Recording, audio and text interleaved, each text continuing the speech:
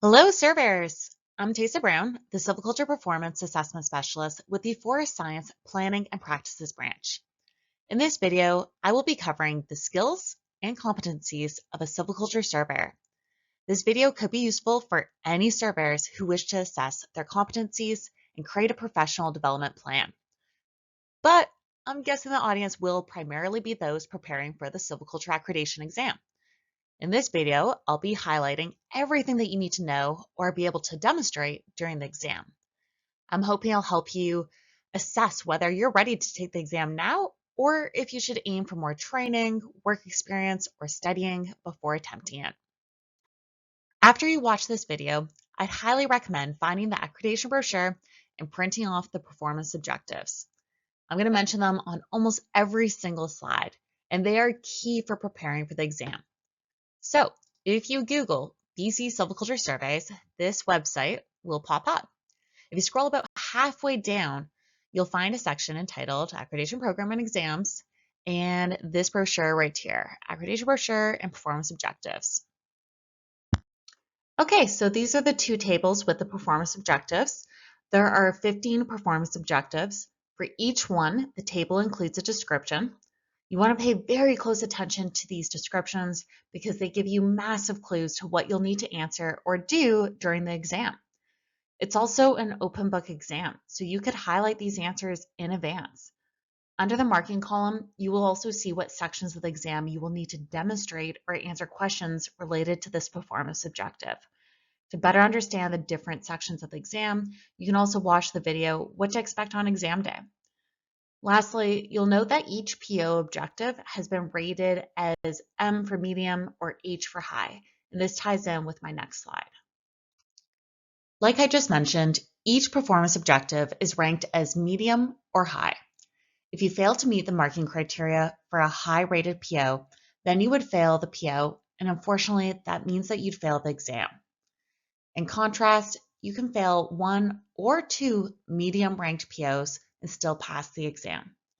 If you fail 3 or more medium-ranked POs, you would then fail the exam.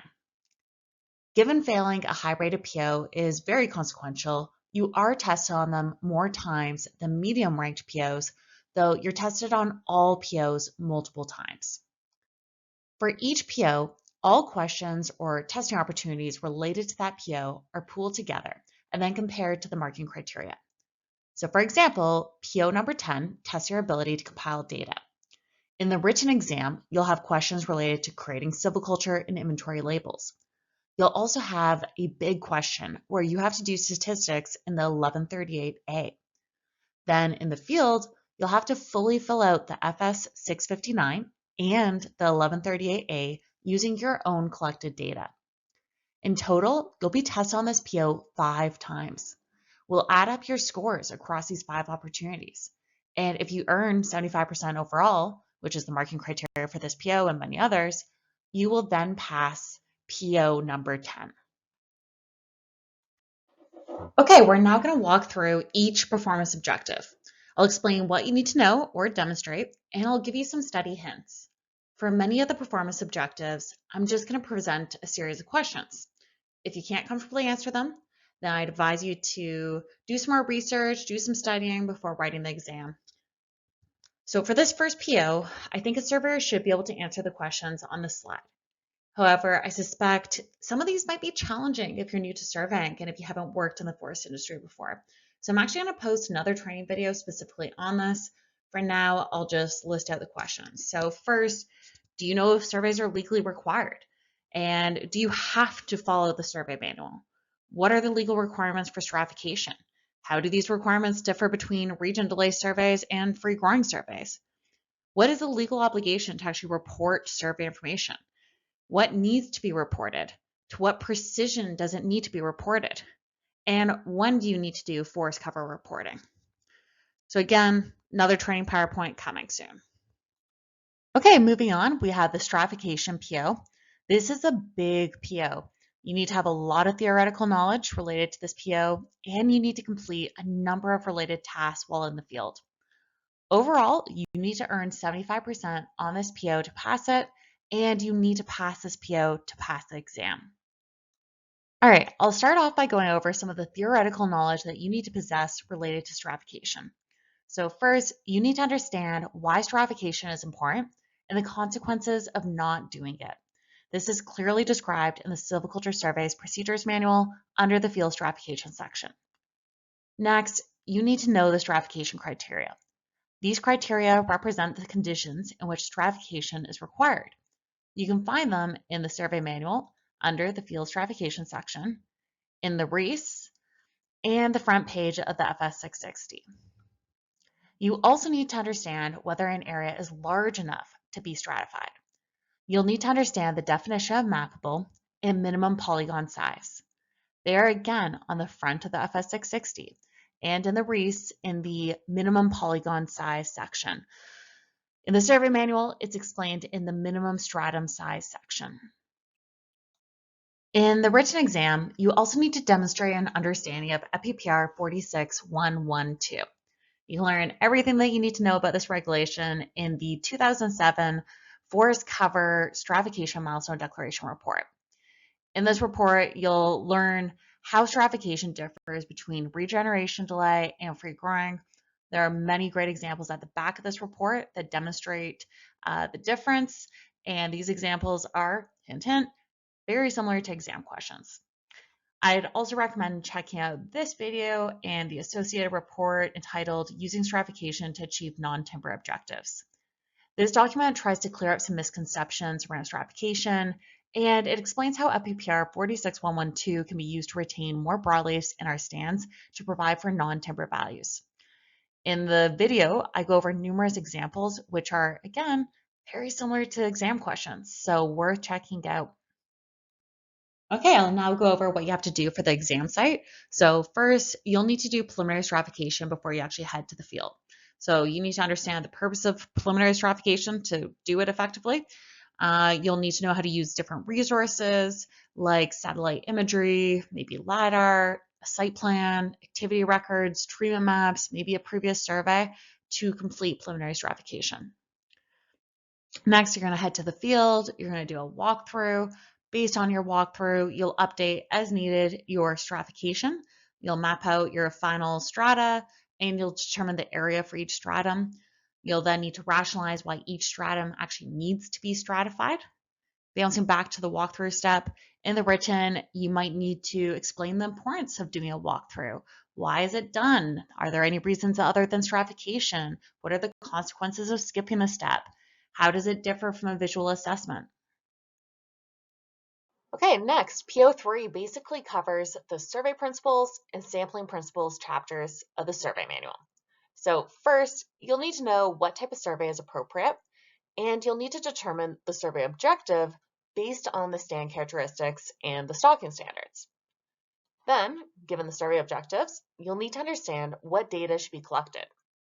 For example, if the stalking standards do not have a maximum density, and that's becoming increasingly normal, then you should not have a maximum density survey objective. As such, it would be a waste of time to collect countable conifer data. For another example, if my SU had a brushing objective, I'd probably collect heights by species, leader growth by species, and diameter by broadleaf species. I wouldn't normally collect this information, but it would be really helpful for determining the most suitable brushing method and the timing of the brushing treatment. So for example, I might use the diameters to figure out if girdling is an option. I might use the leader growth and the height to diameter ratios on my conifers to assess their vigor and to determine the timing of the brushing treatment. Does it need to happen immediately, or can I wait another year or two? This data is great, but it does take time to collect, so I wouldn't do it unless brushing was potentially needed in a survey objective. Then you need to understand survey timing. If you potentially had a brushing survey objective, would you schedule the survey for winter or when everything is leafed out? If you had a forest health objective related to rust, would you schedule it for June or for September? Then you need to think about the year. If your survey block was previously brushed, are you scheduling your free growing survey immediately afterwards, or would you recommend waiting 2 years? You also need to schedule your surveys within your regeneration delay and free growing milestone dates. So if harvesting started in 2013 and it ended in 2014, and your late free growing period is 12 years, can you schedule the free growing survey for 2026, or are you outside of the window? Lastly, you need to have a solid understanding of the various sampling methods and when they are suitable. There are a fair number of conditions for using representative and visual assessments in particular, and you have to understand these. You also need to understand the risks of using representative sampling and visual assessments, and you need to understand when and where they can be more suitable, I guess. On a similar note, you need to understand when it's appropriate to go at a lower sampling intensity, like 1 plot per 3 hectares, versus when it's necessary to start at a higher intensity, like 1 plot per hectare. All right, next we have alternative survey methods. This is section 9 of the survey manual, which covers the survey methods for complex vertical and complex horizontal stand structures. This is ranked medium, so you can't just pretend like these survey methods don't exist. However, I'm going to give you 2 massive hints. So first, you're only tested on this during the written portion of the exam. Second, the survey methods for complex horizontal stands are not covered on the exam. You only need to know the survey methods for complex vertical stands that would hypothetically apply in your region. So that would be layered, DFP, cedrus, and multi-story. For this PO, you need to know when to use each method. So if I give you a site and stand description, outline the long-term stand objectives, indicate the silvicultural system, you would then need to know what type of stocking standards should be applied and the corresponding survey method. To figure that out, the table on the slide, which is at the start of section 9, is really helpful. I also find that this table, it's at the very back of the survey manual, can be really helpful. It focuses on your intended regime. So are you doing even age management or uneven age management? And then the reason behind the residual trees. So is it timber objectives or non-timber objectives? And it also outlines kind of rough basal area levels. I'd recommend checking out this 2023 What's New video that's focused on section 9 of the surveys manual. At the very start of the video, I go over the tables from the last 2 slides in more detail. I'll also go over the expectations to collect and report stands as multi-layer and what that exactly entails. For the written section, you're going to need to know how to compile the data across multiple layers and make a stocking decision. You also need to know how to report these stands to results. So, for the data compilation, if you're doing a multi-story survey, you'll need to feel comfortable with nesting. And there's a clear example in the multi-story section of the survey manual, so check that out. For the layered survey method, you truly just add together the well space or free growing numbers across layers. It's super simple, no nesting. Again, just check out the survey procedure section and it should be clear. For DFP, you're going to be averaging your DFP value across plots and looking at the proportion of plots in different stocking classes. For cedrus, it's slightly more complicated. You need to check that each plot meets the stocking standard, and that standard is going to vary based on the plot's basal area. Then you're also going to need to figure out the average stratum's basal area to set the stratum's minimum stocking standard. But I do have a really thorough example on the YouTube channel, so go and check out the cedrus video. You're also going to need to know how to report these multi-layer stands. There's been a ton of confusion over the reporting requirements for multi-layer stands for the past 8 years since the basal area requirement was introduced. So I've added a bunch of new sections throughout the manual on these reporting requirements, so I'd highly advise reviewing these carefully. Last point for this PO, you also need to know what additional data is required for these complex vertical stands. This is covered at the start of Chapter 9 in the survey manual. It's also clearly outlined in the REIS and in the Submitting Forest Cover to Results for Openings with True Retention document, which again, it's linked within the surveys manual. It's also on the results website. Okay, so I know a lot of people struggle with alternative survey methods and maybe haven't had a lot of exposure to them before. So I made a little practice quiz covering some key concepts. It's completely anonymous, so give it a go, even if you don't know the answer. A benefit of at least attempting it and submitting something. I provide feedback on every single question. It is automated feedback, but hopefully you can still learn something by seeing the response. All right, next we have the FS 657. This is a high rated PO, so you do need to pass it to pass the exam. For this PO, you need to appropriately and accurately collect and record data on the FS 657 card. To pass, you will need 75%. Points are deducted for errors or omissions, so don't leave anything blank. The point deductions vary by the importance of the field.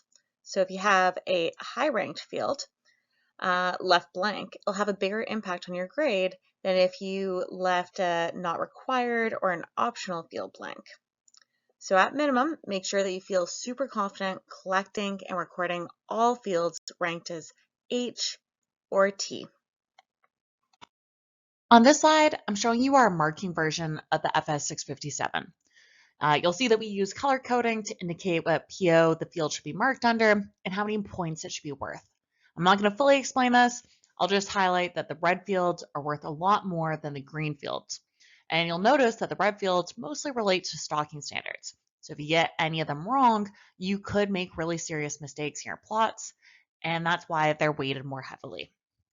I'll also point out that the purple fields are marked under the Ecology PO, not under this FS657 PO.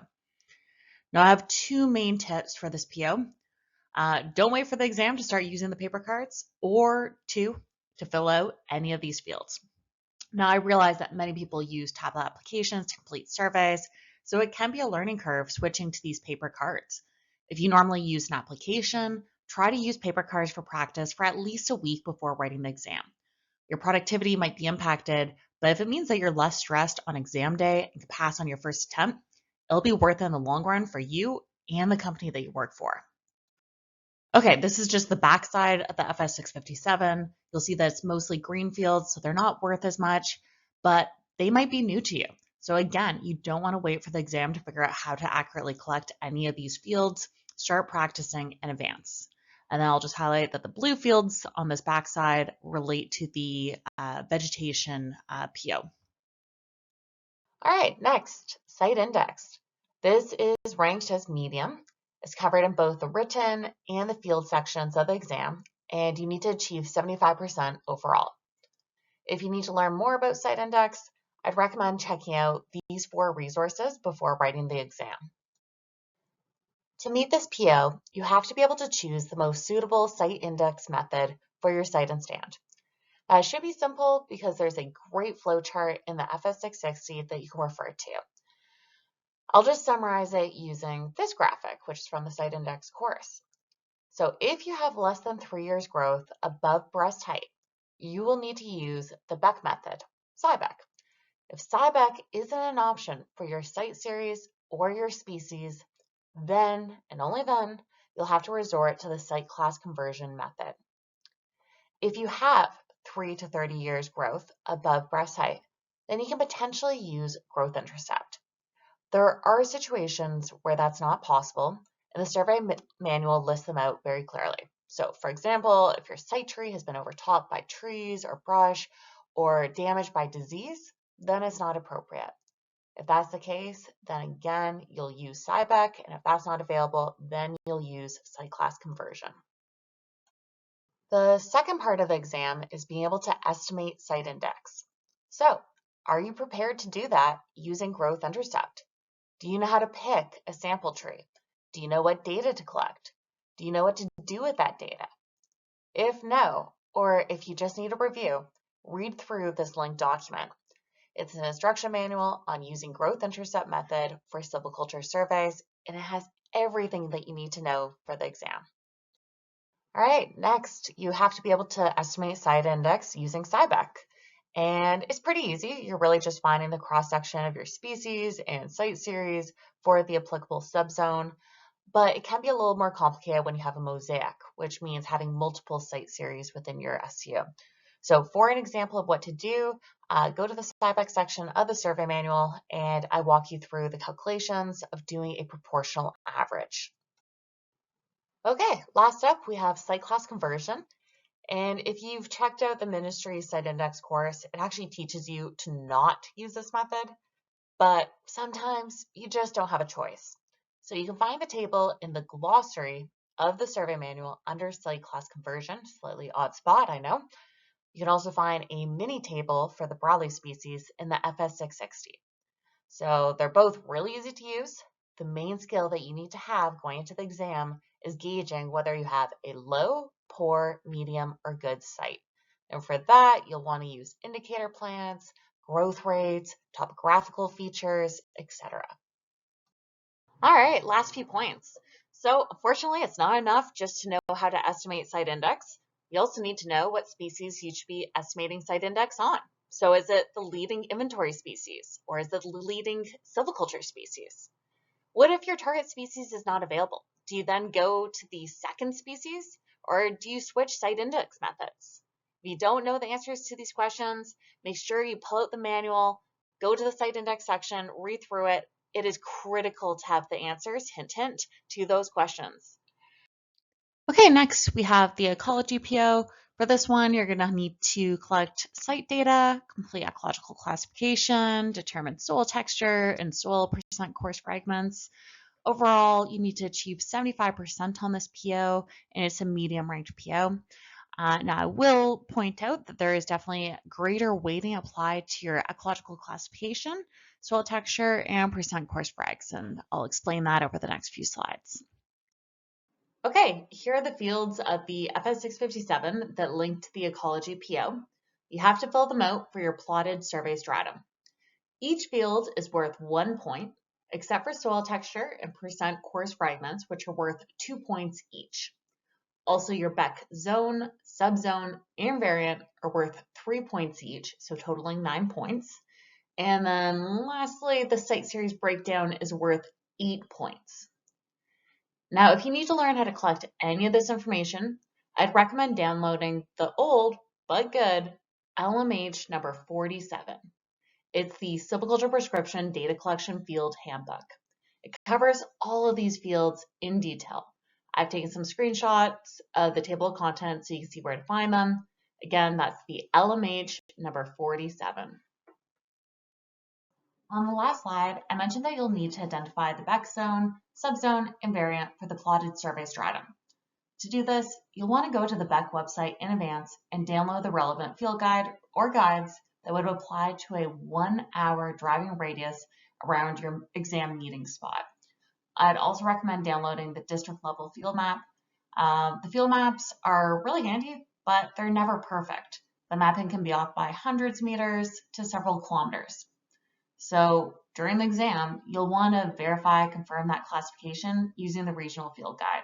You don't want to just rely on the mapping alone. You need to read through the subzone descriptions and see what fits. You'll also want to review the tree and plant communities. During the exam, you'll also need to identify the site series of the plotted survey strata. The leading site series is most critical, but if the site is a mosaic, then you should record the minor components of the other site series and indicate the percent breakdown. Now, if you get any of the site series wrong, but you're within one of the correct site series, you will earn partial points if the misclassification wouldn't cause a negative impact on future forest management. So an example would be calling a site an 09 when it's actually an 08. They're adjacent, so they're considered to be within 1. In contrast, if you called something an 07 and it's actually an 08, that's not within 1, though 1 would be within 1. So this would be a no points situation. So how can you accurately determine site series? Well, again, you're going to need to be familiar with your regional field guide. They don't all take the same approach. For example, on the coast, you have soil moisture and soil nutrient regime keys and nothing else. But for many of the interior guides, there are additional resources. There are site series keys and amazing tables that compare soil moisture and nutrients, as well as slope position, slope percent, aspect, soil texture, humus form, and occurrence across site series. They also have detailed descriptions of each site series. So my main tips: take the exam close to home, so you're ideally familiar with the field guide and any subzones that you'll be tested on during the exam. Also, you want to start practicing this in advance of the exam. Try to key out the standards units where you're working and compare what you get to the site plan or to your coworker's assessment. Okay, next I want to talk about soil, starting off with soil texture. For the plotted survey stratum, you will need to record the soil texture on the FS 657. You'll also need to do soil texture during the samples portion of the exam. In this exam section, you'll be given a bucket of soil that has been tested by a laboratory, so the examiner knows the exact composition of sand, silt, and clay. Your task will be identifying the soil texture for the sample and determining the percent sand, percent silt, and percent clay. For each one, to earn full points, you will need to be within plus or minus 20% of the lab. Now, to do this task, you'll want to use a key for hand texturing, and you should be able to find one in the appendices of the LMH that you use for eco-classification. Now, a key tip is just making sure that your texture actually matches up with your percent breakdown. So for example, if you look at the triangle at the bottom of the screen, you can't be a clay loam with 20% clay. Depending on your percent sand and silt, you'd be a loam or a silt loam instead. To do this task, you may want to bring a soil sieve or even just a sink strainer to filter out any coarse fragments. It makes it a lot easier to do soil texturing. Now, related to that, during the samples portion of the exam, you're also going to have to determine the percent coarse fragments for the bucket of soil. Unlike the FS 657, you're going to need to give an exact percent, not a range. To earn full points on this, your estimate will need to be within plus or minus 20% of the laboratory results. And just as a reminder, and it's on this key here, anything over 2 millimeters counts as a coarse fragment. Okay, next we have the data collection PO. This is a high rank PO. You need to appropriately and accurately complete 75% of the key elements of this form. On top of that, you cannot have any errors that would lead to the incorrect stocking status determination, non-compliance with the REACE precision standards, or an unreasonable treatment recommendation. So that's a really important override to your score. So this PO tests many of the foundational survey skills. For example, when you're completing tallies by species for the inventory label, are you including germinants or bad quality trees or broadleaf species? When you're measuring heights and ages, is on the plot's leading species or the stratum's leading species? How do you measure a height? Are you including the leader growth? How do you determine an age? Should crown closure include all tree species? Also, is crown closure based on your plot area or the surrounding area too? What is a plantable spot? When should you record them? What is a germinant? What is a well-spaced tree? Can an unhealthy tree be well-spaced? Should you count well-spaced trees in excess of the M value? Do you have to count all of them or just a few in excess? What is a free-growing tree? How do you apply the competing vegetation criteria? How do the forest health damage criteria affect your free-growing numbers? Now I'll quickly review a few of the ways that you can lose points. So for example, if you count a tree as free-growing that doesn't meet the minimum height, damage criteria, vegetation criteria, automatically you're losing a point. If your well-spaced count is off by more than one because you don't tally in excess of the M value, you're losing points. If any of your ages are off by more than 2 years, you're losing points. If your crown closure is off by 20% in comparison to the examiners, losing points. Now, I will quickly mention that a few fields aren't marked under this PO. So for example, the ground vegetation fields right here, they're marked under the vegetation PO. Similarly, the forest health fields are marked under the forest health PO. However, if you misapply the damage criteria, for example, if you don't apply root disease net down correctly, then you would lose points over here. So it'd relate to PO 8. Okay, I have another practice quiz for you. This one tests you on a lot of field-based procedures and some data compilation. If you've been surveying for a while, you'll notice that a lot of the questions test your knowledge of the procedure changes that happened in 2022 and 2023. Like the alternative survey quiz, this is anonymous and it's auto-graded. Make sure to review all questions after you submit the quiz because I put feedback on every single one to help you understand the answer.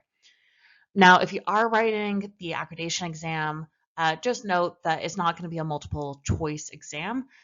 whereas this is an auto-graded quiz, so I had to use multiple choice and fill in the blanks. So just recognize that there's going to be a difference in the style of question. All right, next, another high PO. You have to be able to correctly identify tree species for young and mature trees, and you need 100% to pass this PO and the exam. You'll be tested on this during 2 parts of the exam. So first, you're going to be provided with 7 samples, and you'll need to record the provincially approved abbreviation for each one. Then you're going to go out and throw 5 plots. And in each of these plots, you have to correctly identify all the tree species. So here's a tip. All of the regions of the province have more than 7 important tree species. So if you have 5 species in your plots, your examiner has likely picked a different 7 species that don't grow on the exam site for the samples.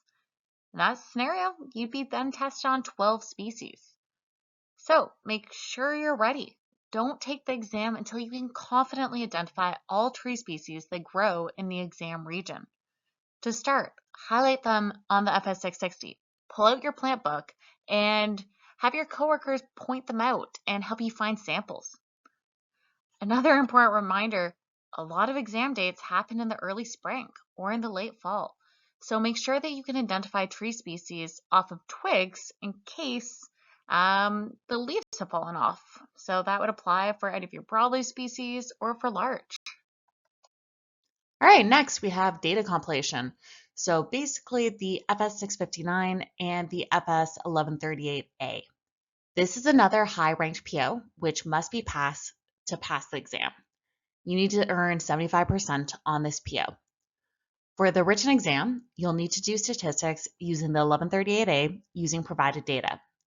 For the field portion of the exam, you'll need to fill out the 1138A to be able to then fill out the FS 659 using your own data. Under this PO, we're testing your ability to summarize data. That means that you could have a different standard error or LCL from the examiner, but if it's correct based on your collected data, then you won't lose any points. Instead, you'd lose points under PO number 8 because your issues would relate to data collection, not compilation. Now, when you're doing statistics, as a warning, just make sure that you're using the right data. You need to know whether you should be using M-capped well-spaced free growing numbers or well-spaced free growing numbers disregarding the M value. Now, just as a reminder, you're going to need to look up the T value to be able to do all the steps of the 1138A. So if you have a copy of the FS 660, you'll be covered. It's table 30, and you just look up the number of plots that you've completed. So if it's 5, then your corresponding T value would be 2.132. This table is also nice because it does have all the steps for doing stats. And for some people, maybe these instructions are more clear than following the steps in the 1138A. Okay, with your statistics done, you now need to fully fill out the FS 659. Like the FS 1138A, you're being tested on your ability to accurately compile data. You will not be penalized if your values differ from the examiner's as long as they are correct given your collected data. So coming into the exam, make sure you know how to calculate every single value on this card. Heights, ages, crown closure, plantal spots, species percent, etc. You need to confidently fill out every cell. You'll notice that I blocked a few portions of the card out. These are fields that are just being marked under different POs. So for example, the yellow fields are being marked under PO 11, stocking status, and the green fields are being marked under PO number 6, site index. Then on the back of the card, the summary of ground vegetation will be marked under the vegetation PO, and the forest health summary will be marked under the forest health PO. You will also need to know how to compile inventory and silviculture labels. You're going to have to do this on the FS 659 using your own data. You'll also have to do it on the written exam using provided data. For the written question, we're going to give you an excess of data. We're going to give you both well-spaced numbers and free growing data, and you're going to need to know what information to use in the silviculture label. Then for the inventory label, we might give you heights, ages, and site indices for every single species.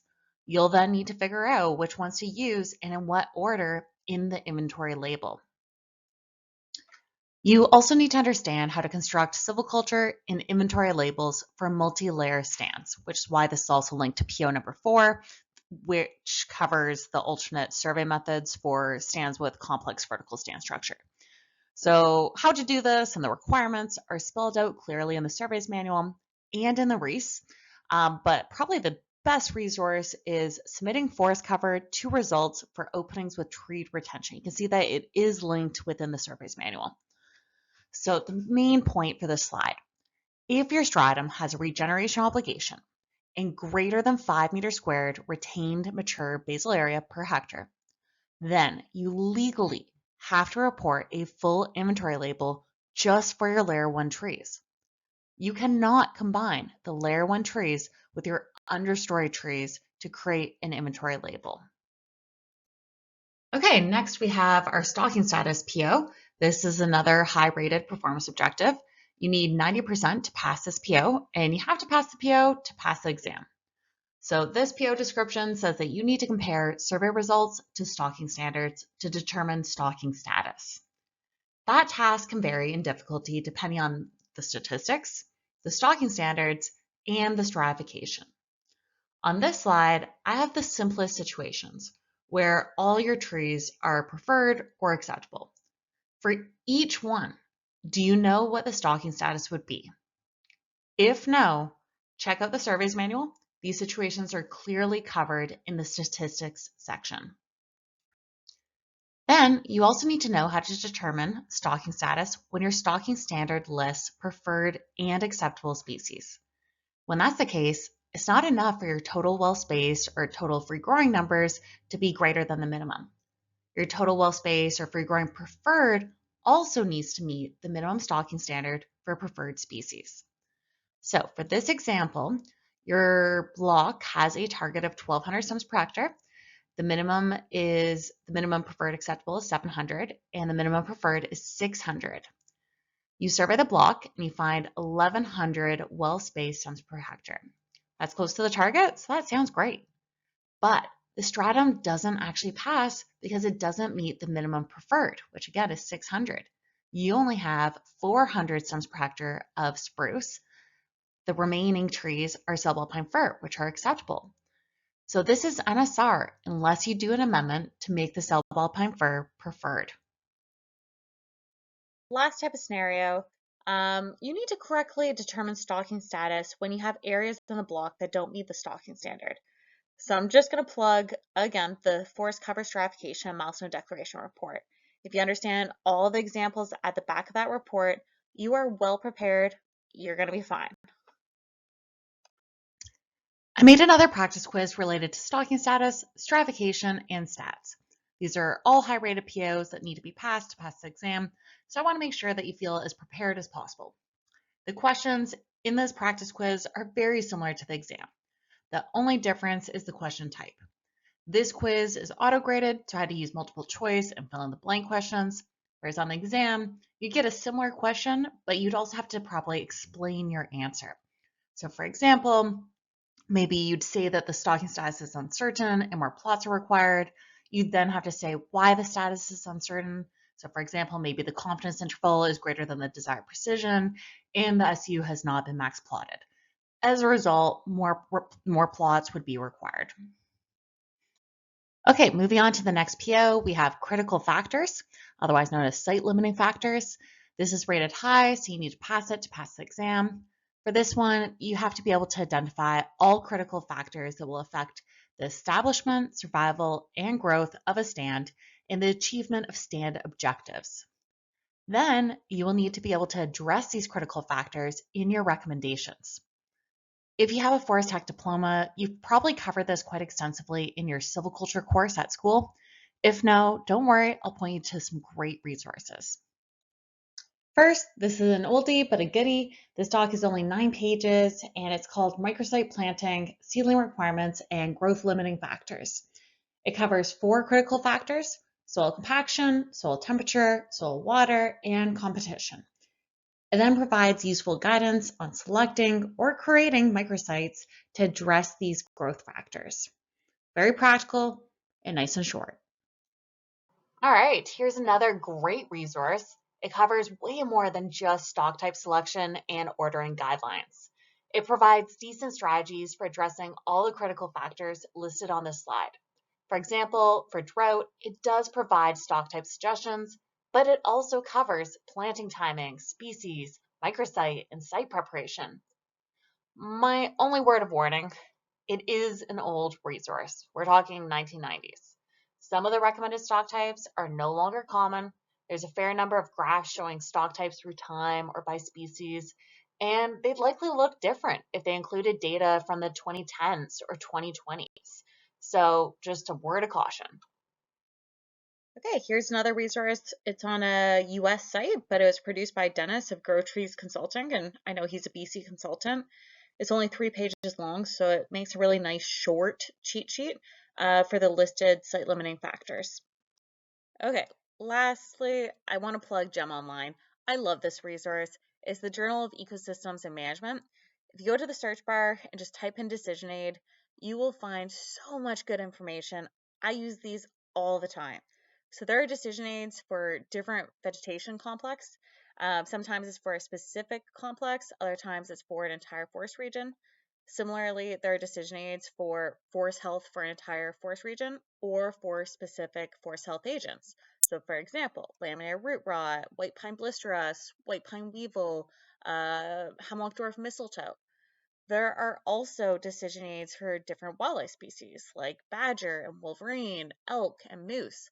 So let's say you have a non-timber objective to manage towards, like creating, maintaining moose habitat.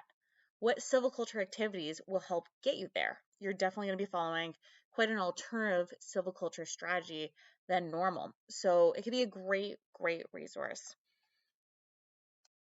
Moving on, we have forest health. This is another high rank PO, so you need to pass it to pass the exam. You're going to need to be able to identify major biotic and abiotic forest health factors, and you'll have 2 opportunities to do this. So first, you'll be provided with 8 samples to ID. You simply need to identify them. You don't need to assess whether the damage exceeds any criteria.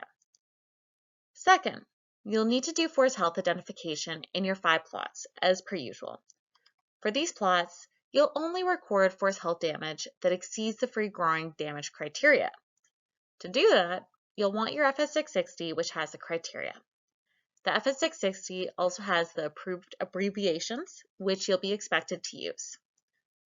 Now, to prepare for this section of the exam, I'd recommend asking your boss to give you exposure to as many subzones as possible and as many survey types as possible. If you only do region delay and stalking surveys before the exam, you're going to find it tough because suddenly you're going to be forced to apply the free growing damage criteria and you won't be super familiar with them. Similarly, if you've been mostly working in the SBS MK1 and now you're suddenly doing the exam in the IDF, you might not be super familiar with all of its common forest health agents. So try to get as much exposure to as many forest health agents as possible and as many age stands as possible. You also want to get familiar with the field guide to forest health damage in BC. You don't need to know everything, that's fine, but you do need to know how to find an answer, and you need to be efficient at finding those answers. Okay, another element to this PO, you need to be able to recommend treatment options to address various forest health factors. So to prepare for this, I'd recommend reviewing the link CETA in the forest health section of the survey manual. And as a reminder, CETA just stands for Stand Establishment Decision Aids. I love these. Highly recommend printing off any of the ones that would be relevant for the exam area. I'd also recommend maybe going over the top 10 or 15 forest health agents with your supervisor and discuss treatment options. So another piece of this PO, you also need to demonstrate an understanding of the potential impacts of forest health factors and the damage they cause. So you can find these answers in the Forest Health Guide by species and also in those linked to CETA. The last part of this PO is understanding the difference in forest health data collection by survey type and region. Since 2023, there is now the expectation that forest health is recorded at region delay, but the damage criteria do not apply. You also need to know how to handle stalking surveys, where it could either be treated more like a region delay survey or a free growing survey. This is all covered in the description for field 114 of the FS 658, and I have some of it clipped here on the screen.